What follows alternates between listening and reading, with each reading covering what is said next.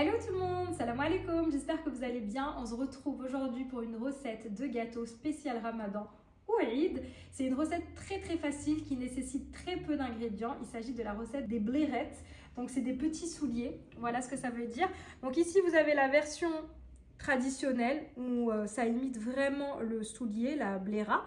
Ou alors ici une nouvelle version avec un emporte-pièce rond. Donc ici, je vous montre mes deux méthodes. À vous de choisir ou sinon, vous pouvez réaliser comme moi ces deux versions.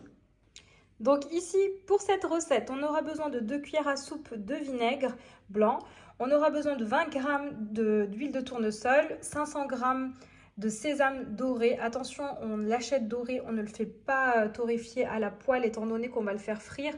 Donc c'est à ce moment-là qu'il va prendre encore une couleur plus foncée.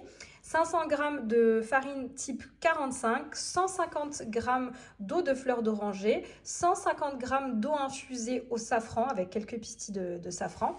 On aura besoin de 20 g d'anis moulu. Donc moi je les ai moulus directement dans mon Thermomix. Ici j'ai 2 jaunes d'œufs. Ici 40 g de beurre fondu, une pincée de sel, 10 g de cannelle. On aura également besoin d'une cuillère à café de levure chimique ainsi que 3 gommes arabiques. Donc ça c'est le mescal horra.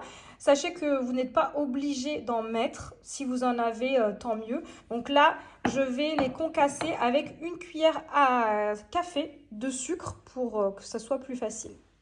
Allez, c'est parti. Bismillah ala barakatillah. Donc on commence ici par mettre nos ingrédients secs. Donc ici j'ai 500 g de farine type 45 que j'ai tamisé. Très important, on tamise toujours. Ensuite je vais ajouter ici mes graines de sésame, donc 500 g. Donc ici on a un temps pour temps de farine pour temps de sésame doré. Je intègre bien mes sésames à ma farine. Et ensuite, on va créer un puits. On va rajouter le reste de nos ingrédients. Alors, une fois que j'ai intégré la farine au sésame, je viens rajouter mes autres ingrédients secs, à savoir ici la cannelle, l'anis moulu, ma pincée de sel, ma cuillère de levure chimique. Alors ici, ce que je viens faire, c'est que je viens prendre un mortier, voilà, dans lequel je vais rajouter un petit peu de sucre, l'équivalent d'une petite cuillère à café, et je vais venir concasser.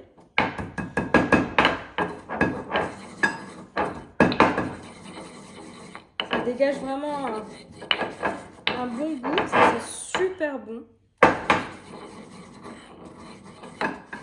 Dans la plupart des recettes de gâteaux orientales, on en rajoute. Moi je l'ai acheté ici au Maroc, mais vous en trouvez dans les épiceries orientales. Voilà, je rajoute ça. Donc là ensuite, je viens mélanger tout ça. Et je vais venir simplement ramasser ma pâte, former une boule. On peut la laisser au réfrigérateur. Si vous voulez, vous pouvez même la réaliser la veille sans souci pour vous avancer. C'est aussi très bien. Donc là, je rajoute les œufs, le beurre, le vinaigre, l'huile.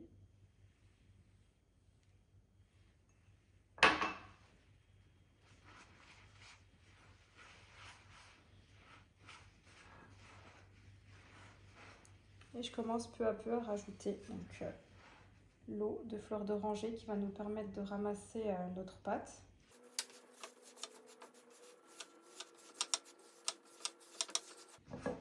Ensuite, je viens rajouter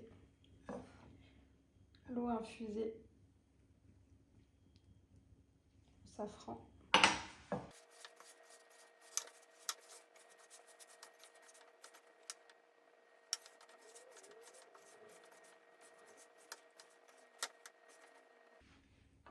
rajouter le reste de mon eau de fleur d'oranger qui va me permettre de ramasser ma pâte et de former une boule.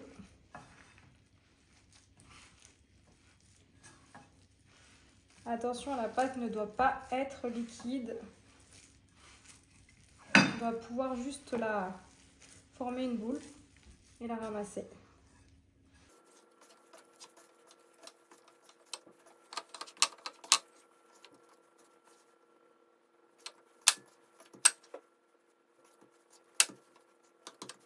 Voilà, une fois que vous avez formé une boule avec votre pâte, on va la placer sous papier film ou dans un sac de congélation et on va la placer pour 1 ou 2 heures au réfrigérateur. Sachez que vous pouvez la réaliser la veille sans problème. Ici, pour la suite de nos blairettes, donc une fois qu'on a laissé notre pâte bien reposer, on la sort du réfrigérateur. Et ici, on vient la diviser en plusieurs pâtons, que ce soit plus facile.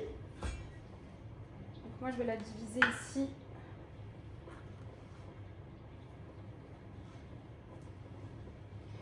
En 5. Donc je garde une pâte pour tout de suite. Le reste, je remets dans mon sac de congélation.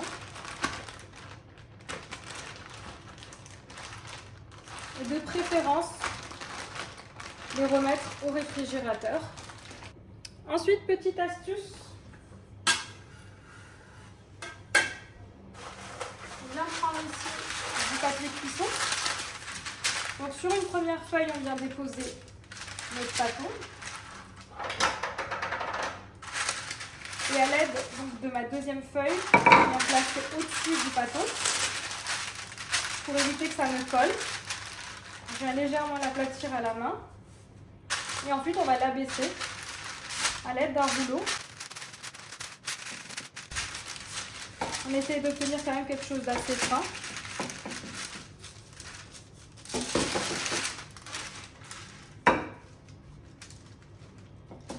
Voilà, donc là, elle ne colle pas trop, donc je peux éviter d'utiliser l'autre feuille de papier, ça sera plus pratique.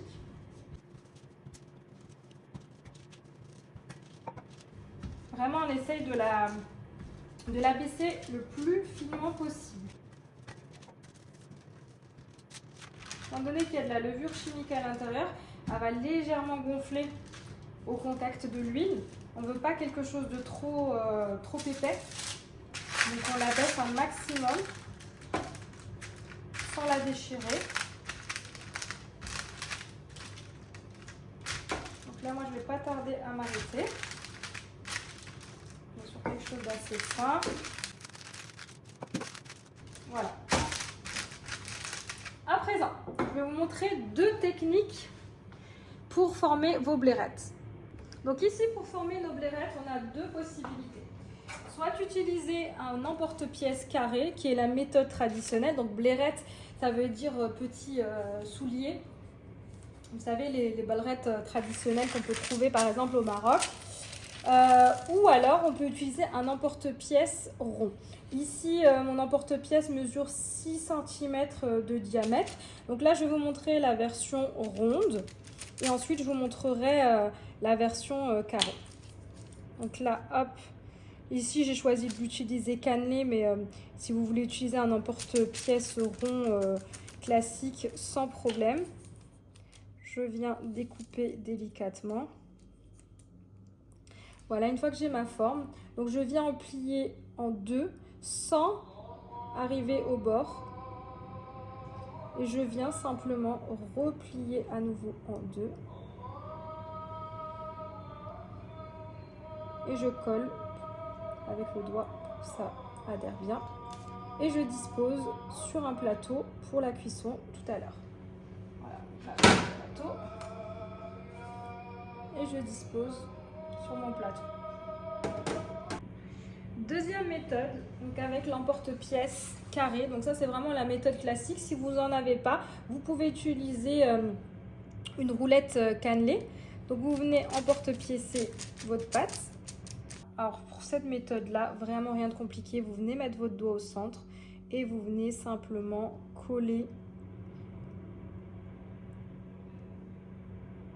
Et voilà, on a donc la fameuse bléra. Et on vient disposer de la même façon sur notre plateau. Donc moi je vais faire la moitié de la pâte avec l'emporte-pièce rond et la moitié de la pâte avec l'emporte-pièce carré. Après, libre à vous de procéder comme vous le souhaitez. Si vous préférez la méthode traditionnelle avec la petite bléra, donc les carrés, ou alors la façon ronde, à vous de voir. Alors la bléra, tout à l'heure, une fois qu'on l'aura faite cuire, on va mettre 2 amandes de chaque côté. Donc ça prend 2 amandes, alors que l'autre méthode avec l'emporte-pièce rond, on va mettre uniquement une amande au centre. Donc à vous de voir aussi. Voilà, donc là je vais continuer à emporte-piécer l'ensemble de ma pâte et à former donc mes blairettes. Et ensuite on se retrouvera pour la partie cuisson. Voilà, ici en 1 heure, franchement, on termine l'ensemble de nos blairettes. Et pourtant je suis vraiment toute seule. Donc là, j'ai formé ceux avec l'emporte-pièce rond et l'emporte-pièce carré. Donc à présent, on va passer à la cuisson. Il faudra les laisser sécher 1 heure de préférence pour qu'ils puissent vraiment bien coller pour éviter qu'ils s'ouvrent à la cuisson. Ici pour la suite, on passe à la partie cuisson. Donc ici dans une poêle creuse, j'ai fait chauffer 1,5 litre d'huile. On va faire cuire à l'intérieur nos blairettes. Et ici, dans une poêle, on vient mettre de l'huile et on va faire un démarrage à froid pour faire cuire, dorer plutôt, nos amandes émondées.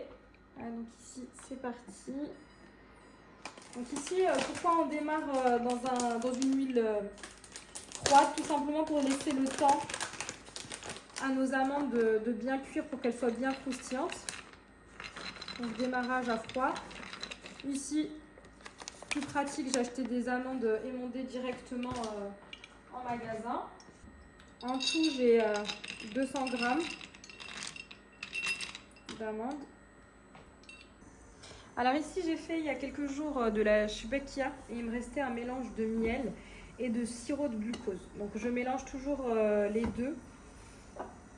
Et je rajoute aussi un petit peu de fleurs d'oranger, ça parfume notre miel. On n'en met pas trop. Et en fait, pour liquéfier la préparation, on chauffe un petit peu ce mélange à feu doux afin d'y tremper tout à l'heure nos blairettes. Ici, dès que vous observez que vos amandes ont le bon coloris, n'hésitez pas à les retirer, étant donné qu'elles vont continuer à prendre de la couleur hors feu, comme elles sont enrobées d'huile. Et remue bien jusqu'à ce qu'elles aient une jolie couleur. Et ensuite, on vient les filtrer et les déposer sur une assiette avec du papier absorbant. Sachez que cette étape, vous pouvez la réaliser bien avant et garder vos amandes dans une boîte hermétique. Voilà, ici pour ma part, je vais m'arrêter là. Comme je vous ai dit, les amandes vont continuer à prendre une coloration hors du feu. Donc là, à l'aide d'un écumoire, je viens filtrer mes amandes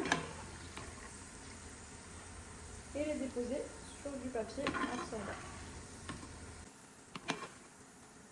Je vais pouvoir commencer la cuisson des blairettes. À présent, je démarre la cuisson de mes gâteaux.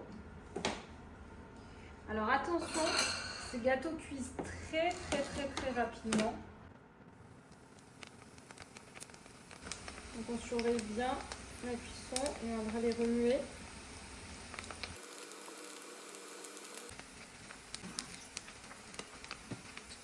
Attention de ne pas trop les faire cuire.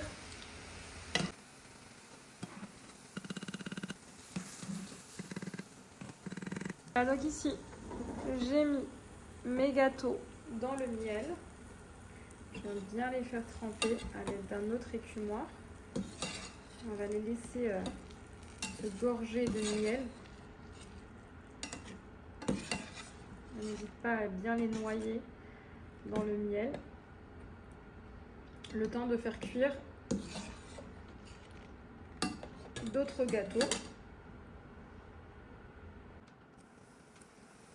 Jusqu'à épuisement. Une fois que nos gâteaux sont bien gorgés de miel, on vient les filtrer et les déposer dans le haut d'un couscoussier ou dans une passoire. Si vous n'en avez pas, il faudra bien mettre un récipient en dessous pour récupérer le surplus de miel.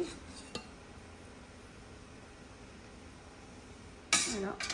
Et ainsi de suite. Donc là, je vais filtrer les gâteaux, les déposer dans le miel, et ainsi de suite jusqu'à épuisement. Dernière étape de nos gâteaux, on viendra donc déposer comme ceci une amande, voilà notre gâteau final, et le déposer sur un plateau ou sur une assiette de service. En attendant, oups, je laisse encore un peu égoutter mes gâteaux. Je viens juste disposer une amande comme ceci à l'intérieur.